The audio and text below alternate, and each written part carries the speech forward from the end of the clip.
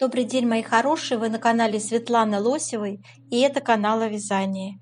И сегодня я к вам с новинкой нашла на просторах интернета очень интересный светлый весенний пуловер. Очень нарядный, связан модным узором. Узор с переплетениями и очень интересной такой изюминкой, задумкой дизайнера. Вы видите крупным планом этот узор, который мы сегодня с вами будем разбирать, как связать. Вот. У нас сегодня будет подробно разобраны размеры 44, 46, 48, 50 и 52, 54. Вот. Мы с вами выберем пряжу для вязания этого джемпера. Вы сможете по аналогии подобрать по плотности, чтобы попало с такой же, такую же похожую пряжу. У нас с вами будет связан образец, мы сделаем расчет плотности вязания, и мы с вами составим вот это описание. Я расскажу, как этот расчет осуществить. Схема будет также мной нарисована, и будет еще выкройка. Давайте с вами полистаем эту модельку. Очень она свежо и по-весеннему нарядно смотрится, но мне просто она очень радует душу. Такой узор необычный. Я вначале подумала, ну что там, косы, коса. Да нет, не косы, связаны по-особому. А еще, сейчас я вам приближу эту картиночку, и мы с вами детально посмотрим на эту модель. Смотрите, да, это машинная вязка, но ничто не мешает нам с вами связать эту модель, немножечко свое воображение включить и повторить ее на спицах. Да, у нас будет не такая мелкая вязка, вязка будет крупнее, я согласна, но, девочки, на то мы и творческие личности, чтобы брать лучшее от мастеров, дизайнеров мировых, правильно? Вот. Пожалуйста, просто совсем недавно, несколько дней назад, очень гневное вышло видео у одного блогера. Немножко отвлекусь и простите от темы, но уж прям очень злобно она говорила про видео мои проекты. Не конкретно мой канал, она его не называла. Она кидала камни в огород тех блогеров, которые разрабатывают проекты на известные модели. И, в общем-то, высказывания были крайне негативные, грубые. Такое неприятное впечатление. Девочки, я просто всегда считала вязальщиц творческими, активными людьми, которые хотят развиваться, хотят брать лучшее. Что предлагает сделать это блогер своими злобными комментариями, своим вот этим негативом, я не понимаю. Честно сказать, не понимаю, зачем говорить полную чушь. Прежде чем построить дом, создается проект. Вначале существует дизайн-проект, правильно? Затем делаются необходимые конструктивные расчеты. Я говорю вам как инженер, который имеет высшее образование. Я не знаю, это какая-то просто дичь и неграмотность людей. Реально. Дизайн-проект перед вами, пожалуйста. Существует в текстильном производстве целые программы. Прежде чем дизайнер разработает что-то и пустит в производство, он рисует эскиз. Он рисует эскиз модели. Вот, пожалуйста, воспользуйтесь этим эскизом, воспользуйтесь этой идеей и свяжите свое изделие наподобие. Итак, мои хорошие, давайте внимательно посмотрим. Смотрите, как оригинально придумал дизайнер вырез горловины. Значит, у нас здесь будет такой внахлёст, видите, не вот как мы привыкли посередине делать, да, 3 петли вместе, чтобы сформировать вот этот уголок. А здесь вот такой вот нахлёст идет. То есть мы вяжем с вами круговыми спицами, но не замыкаем в круг вязания, а вяжем отдельно, а потом здесь аккуратно пришиваем вот при сборке. Далее, смотрите, еще хотела вам показать. Обратите внимание, здесь связан небольшой окат. То есть не по прямой идет у нас, а небольшой окат. Я это в конструкции сегодня учла. Здесь у нас еще идет скос плеча, девочки. И, в общем-то, планочку отдельно свяжете, все сошьется, красиво получится. Я думаю, очень интересная модель. Хожу по интернет-магазинам, смотрю, очень популярно. Вот этот узорчик такой вот он стал. Он бывает по-разному сконструирован, но суть у него, собственно, одна. Вот так вот по-разному рельефненько повернуть эти косички, как-нибудь там витиевато, как-нибудь там заманчиво. Так что это очень модный, популярный узор, такой, знаете, рябучий какой-то рябь на лицевом полотне. Я думаю, что мы сегодня с вами все досконально разберем, и вы поймете изюминку этого узора. А сейчас смотрим выбор пряжи. И, пожалуйста, не забудьте подписаться. На моем канале много интересных мастер-классов по вязанию спицами и крючком. И их будет еще больше. Вы будете узнавать о новинках моего канала сразу же. Не забудьте поставить лайк под видео. Это поднятый вверх пальчик. Ваши лайки повышают рейтинг видео. Так видео попадает в вашу папочку понравившихся. Для вязания этого джемпера я предлагаю пряжу российского производства. Называется белорусская серия Classic, фабрика Комтекс. Это полушерстяная пряжа, 50% у нее шерсть, 50% акрил. И метраж в ней сейчас найдем. Вот, пожалуйста, в 100 грамм 300 метров. Спицы я использовала 3,5. И вот так у нас выглядит с вами узор наш. Очень он такой интересный, в том плане, что здесь не простые косы, а с протяжками идут. И я вас сегодня научу их вязать. То есть это очень такой интересный узор, особенный вязки. Это так кажется, что так все простенько выглядит. На самом деле здесь есть свои секретики при вязании этого узора. Так. Еще как альтернатива, давайте я вам покажу две пряжи. Значит, пряжа, такая, тоже турецкая, абсолютно похожа. Фирма Этрофил по лицензии Италии, называется Bambino Luxe Wool. У нас 60% шерсть меринос и 40% акрил. В 50 грамм 160 метров. И пряжи очень похожи и по толщине, и по ощущениям, я бы так сказала. Посмотрите, я показываю вам сравнительные две ниточки. Белорусская слева и вот эта турецкая справа. Они похожи очень по толщине. И даже, вот знаете, по ощущениям тоже такие немножко пушатся. Пушочек, видите, видно хорошо, да, скруточка. Ну, у турецкой посильнее скруточка. Но мне обе нравятся, если честно. Обе прекрасно ведут себя при вязании. Приятно вязать. Если вы захотите полухлопковую пряжу, то можно воспользоваться пряжей Alize Lana Cotton. Попадете в плотность. У нее, так, это белый цвет, 50 грамм 160 метров. Да? То есть все они по толщине приблизительно одинаковые. Любую свою пряжу можете применить, как вам нравится. Я думаю, что это будет очень хорошо смотреться узор из пряжи с мохером. То есть так предполагает. Вроде бы и плотный, и в то же время здесь присутствуют такие дырочки, протяжечки между косами. Очень хорошо смотрится. Итак, мои хорошие, давайте сейчас. Это очень модный, кстати, узор в этом сезоне. Я смотрю, много кофточек встречается наподобие. Вот эти вот переплетения туда-сюда, вот такие ухищрения дизайнер придумывает в узорах. Сейчас давайте посмотрим схему. Схема узора у нас выглядит вот таким образом. 10 петель раппорт узора и 16 рядов высота узора. Пустая клеточка – это лицевая петля. Вот эти вот у нас перекрещивания – это 4 петли мы перекрещиваем налево, и это 4 петли перекрещиваем направо. Кружочек – это накид. Очень простые условные обозначения, очень простой узор, собственно говоря. Так, и давайте посмотрим выкройка. У нас вот такая будет выкройка пуловера нашего.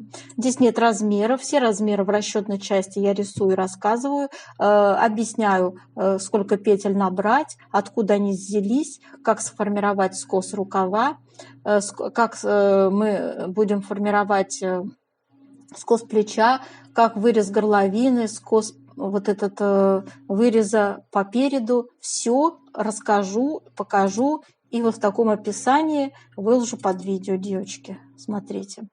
Размерчики я уже называла, какие мы будем сегодня с вами рассматривать. 44, 46, 48, 50, 52, 54. Это российские размеры.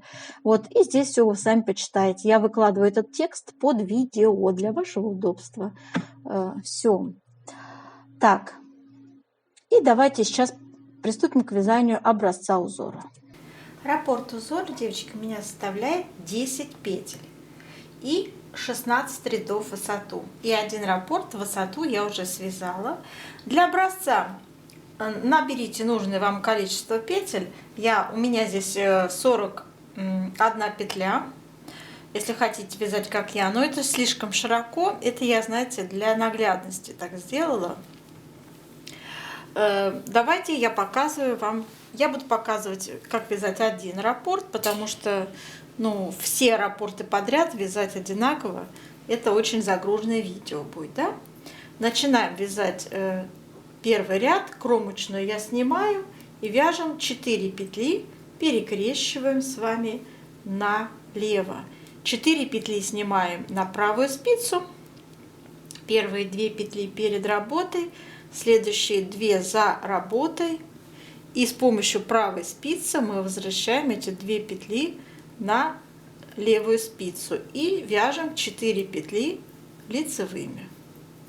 Очень легкий способ перекрещивания. Делаем накид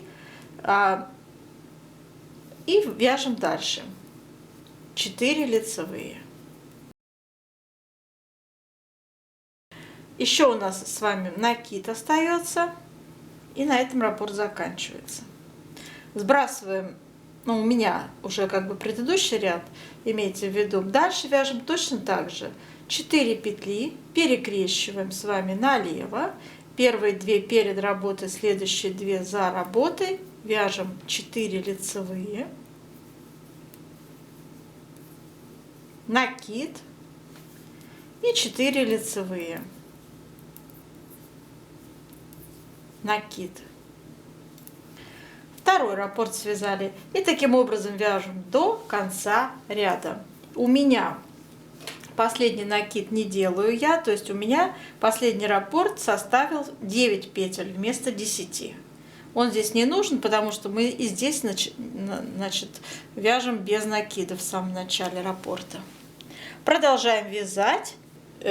Покажу вам, как вязать изнаночный ряд. Связали до конца этот ряд первый, переворачиваем на изнаночную сторону и все четные ряды, которые будут являться изнаночными, вяжем следующим образом. Кромочную снимаем, вяжем 4 изнаночные, накид.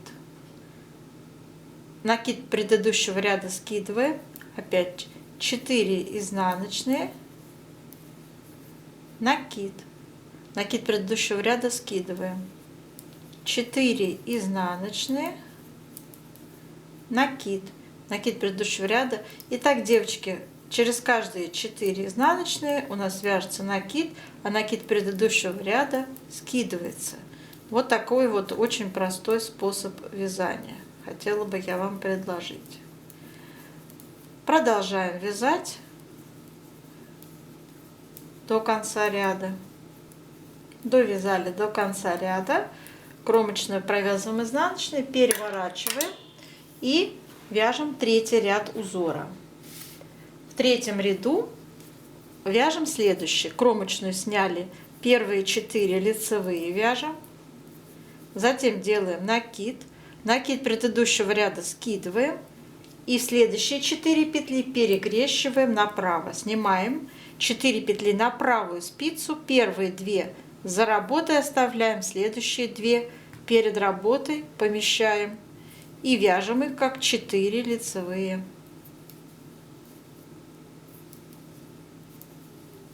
Накид. Связали раппорт узора. Накид предыдущего ряда скидываем и вяжем второй раппорт. Также 4 первые лицевые, накид. накид предыдущего ряда скидываем и следующие 4 петли перекрещиваем направо.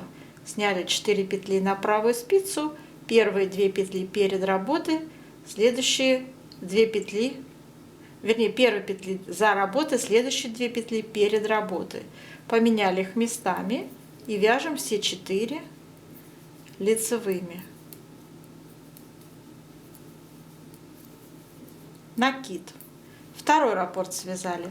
Повторяем так, девочки, раппорты, накиды скидываем и делаем между 4 вот этими нашими петельками все время по накиду. И будут у нас получаться большие такие отделяющие друг от друга наши жгуты, дырочки.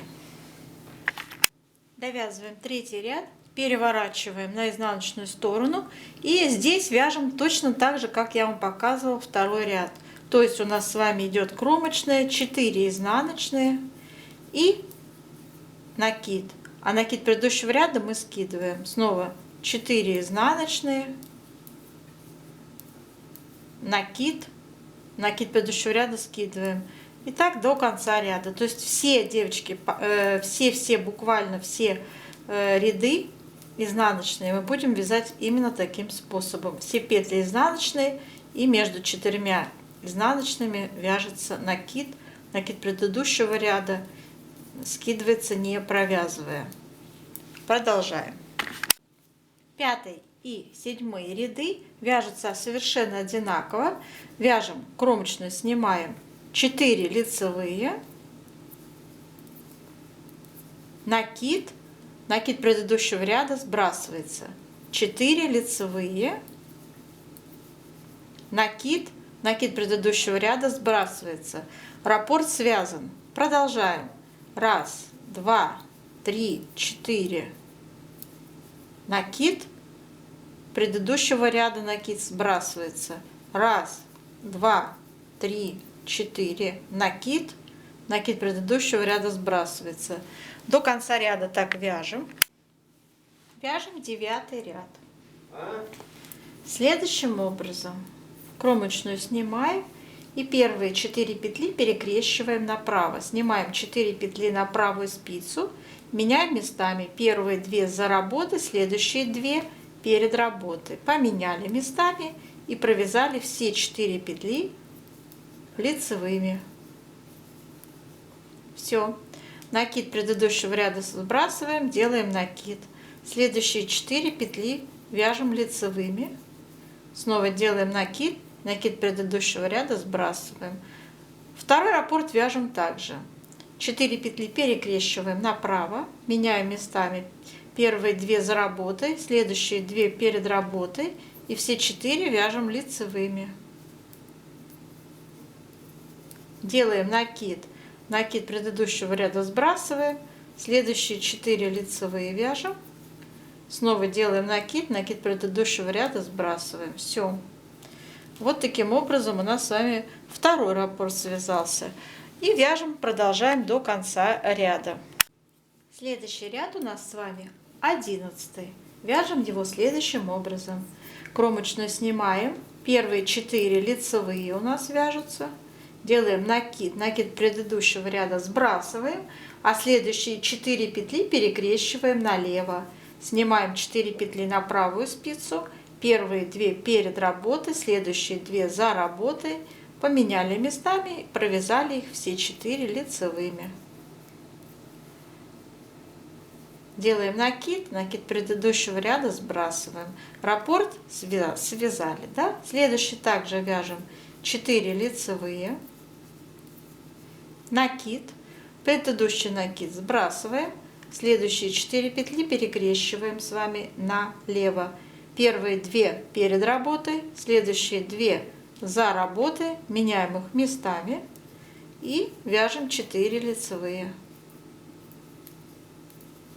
Делаем накид, накид предыдущего ряда сбрасываем. Связали 2-й раппорт. Точно так же продолжаем, девочки, с вами вязать до конца ряда. 13, девочки, 15 ряды мы будем вязать следующим образом. Ну, собственно, мы уже так вязали 5-й, 7-й.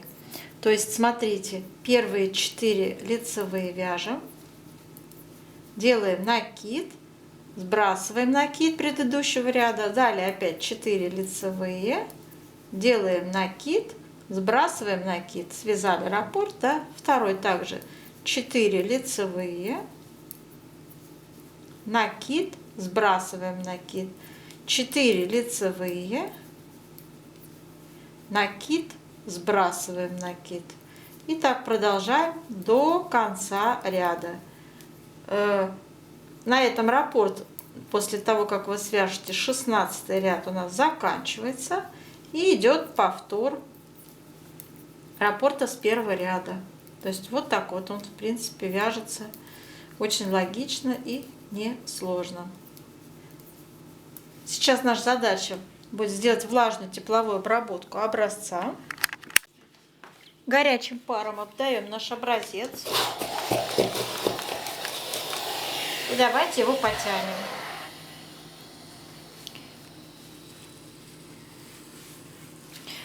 По вертикали тянем, по горизонтали тянем. Он влажный и очень податливый. Обращаем внимание на то, что нам надо с вами хорошо выпрямить кромочные. Они у нас участвуют в расчете.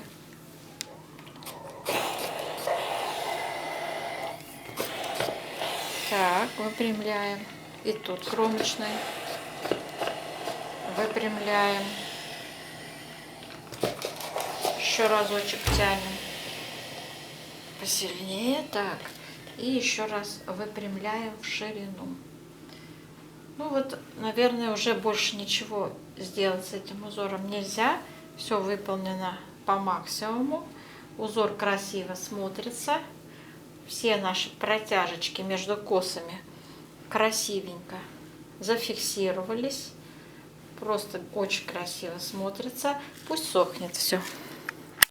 Итак, сейчас мы будем с вами, наш узор полностью высох, и наша задача сейчас сделать измерение плотности. Да? Значит, прикладываем нашу линеечку, измеряем ширину образца. Итак, у меня 22,5 здесь вместе с кромочными, 22,5 сантиметра. В узоре участвует 41 петля, разделить на 22,5. Получается плотность 1,8. Давайте запишем эту плотность. В 1 сантиметре 1,8 петель по ширине, по горизонтали узора. Теперь измеряем вертикальную плотность. Берем простую линеечку также, измеряем, что у меня высота узора составляет 14,5 сантиметров. И здесь у меня 31 ряд. 31 ряд задействован. 31 надо разделить на 14,5. 2,1 плотность получается по вертикали. И теперь с этими цифрами, девочки, которые мы получили в процессе расчета, мы будем делать расчеты с вами на разные размеры. Смотрим выкройку. Так, у нас сегодня будет с вами участвовать вот эта выкройка в расчете. Итак, давайте с вами начнем, девочки, с того, что я озвучу размеры, на котором мы будем сегодня сделать расчеты. Это размер 44, 46, 48, 50, 52, 54. Это российские размеры. Значит, для первого размера мы используем ширину 50,5 сантиметров. Для второго размера 56, просто 56 сантиметров. И для третьего размера 61,5 сантиметр. И в петельном эквиваленте это будет 91 петля, 101 и 111. Как считала. У нас есть плотность, которую мы только что с вами определили. В 1 сантиметре 1,8 петель. Мы эту величину, то есть ширину, умножаем на 1,8 петель. Получаем 91 петлю. Также мы поступаем и для других размеров. Смотрите дальше. У нас все детали вяжутся снизу вверх, и затем идет сборка, сшиваются детали. У нас и рукав, и спинка, и перед начинается с планки, нижней планки, которая вяжется на высоту 5 сантиметров. Можно использовать любую резинку, которая вам нравится. 1 на 1, 2 на 2, любую. После этого мы переходим на вязание узора. И здесь главный момент – красиво и симметрично расположить нам наш узор.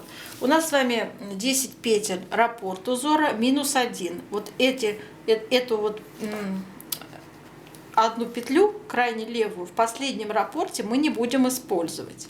Поэтому, если я пишу, что это 9 раппортов, то это будет у нас не 90 петель, да? 9 раппортов по 10 петель, а 89 петель, плюс 2 кромочные.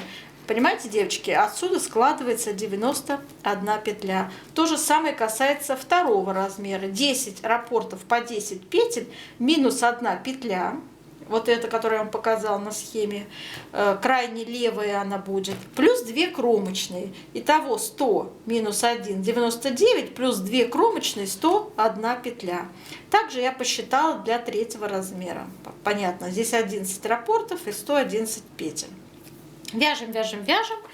И по спинке у нас с вами на определенной высоте, высоты я здесь называть не буду, я сделала расчеты с учетом длины изделия 59, 60, 61 сантиметр на разные размеры. Вот. Вы эту длину под себя обязательно скорректируете, девочки, обязательно. Вот. Я думаю, что здесь у вас проблем не будет. Корректировать можно очень легко. Любой вертикальный размер я всегда умножаю на вертикальную плотность. Мы ее тоже сейчас с вами посчитали. В 1 сантиметре 2,1 ряда. То есть у нас получается такое равенство. Например, от планки до проймы у меня стоит размер 30 сантиметров для первого размера. Получилось по расчетам. И я его перевела в ряды. У меня 64 ряда получилось. Надо 30 умножить на 2,1. Мы получим 63 ряда. Всегда записывается четное число. И я записала 64 ряда. Так, понятно, да? Далее. Скос плеча. Тоже на определенной высоте. Значит, высота скоса составит 4 сантиметра, это 8 рядов. Мы с вами будем закрытие петель делать последовательно. Причем у нас с вами будет еще одновременно, ну не совсем одновременно, через 2 сантиметра. Все это будет в описании под видео, девочки, вся последовательность, на какой высоте вы это делаете, будет под видео. Здесь я сейчас вам просто озвучиваю, что высота выреза горловины по спинке это 2 сантиметра, высота плеча, скоса плеча 4 сантиметра, это 8 рядов, здесь 4 ряда, понятно, да? Теперь давайте определим, сколько у нас петель на вырез горловины и сколько на плечо. Как считаем? Смотрите, значит, ширину я беру 20 сантиметров на первый размер и далее расширяю на каждый размер по 2 петли добавляю. То есть 37 петель у меня получается, 36 там получилось, 20 я умножила на плотность 1,8, там 36 получается, устно считаем. Но надо сделать, чтобы было нечетное число, поскольку в наборе участвует нечетное число, чтобы на плечи осталось симметричное число, четное, да? Поделилось, чтобы на 2 ровно. Поэтому у нас получается 37, 39 и 41 петля. На плечи остается 27, 31, 35 петель, от размера зависит. Так, спинка и перед у нас вяжутся одинаково, различие лишь в вырезе горловины. У переда он V-образный, это пуловер, да? И мы с вами сделаем его на высоту 27 сантиметров, смотрите. У нас тут 25 я сделала, плюс вот эти вот еще 2 сантиметра по спинке. Получается 27. Эту длину, конечно, вы можете под себя откорректировать. Я сейчас сделаю расчет вот на эту длину 27, а вы, девочки, сами отрегулируйте, какая вам будет приемлемая вот эта величина. Там 20, может быть, вы захотите 22, 23, кто как захочет эту величину. Я вам рассказываю на примере, как скос посчитать. Значит так, 27 сантиметров мы умножаем на плотность по вертикали 2 и 1. И получаем ряды. То есть у нас 56 рядов будет в этом вырезе. 56 рядов. Так, отлично. 56 рядов, и мы будем их делить на петли. Смотрите, у нас нечетное число участвует в закрытии выреза горловины. Да? Мы первую петлю закроем, чтобы она не мешалась в центральную. И далее у нас обе половины будут вязаться раздельно и формироваться этот скос по вырезу. Надо делать равномерные убавки. Для первого размера 18 петель, второго 19 и третьего 20 петель. Надо закрыть равномерно. Вот эту равномерность мы сейчас с вами посчитаем. 56 мы разделим на 18. 56 рядов мы делим на 18 петель. В каждом третьем ряду у нас убавка. Видите, да? Второй размер считаем. 56 делим на 19. И получается тоже в каждом третьем ряду. Немножко там откорректируйте уже последние петельки, чуть раньше закроете, да, в каждом втором. И третий размер у нас также 56 разделить на 20. Это будет, ну, тоже в каждом третьем. В общем, в каждом третьем ряду у нас получается закрытие в среднем, да.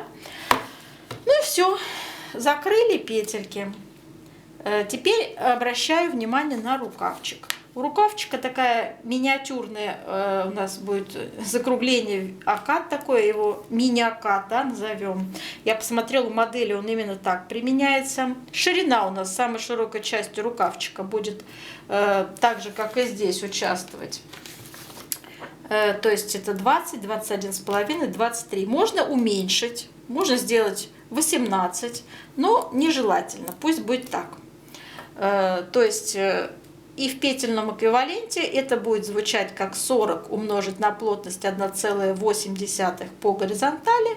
Это будет 71 петля, первый размер, 77 петель, второй, и 83 петли, это третий размер. Начинаем мы вязать рукав снизу вверх. Планку вяжем на высоту 5 сантиметров резинкой 1 на 1. Набираем 43, 45, 47 сантиметров на резинку. В последнем изнаночном ряду рукавчика делаем равномерные прибавки и доводим количество петель до 61. Сколько конкретно прибавить, у меня есть в инструкции по вязанию. Посмотрите там.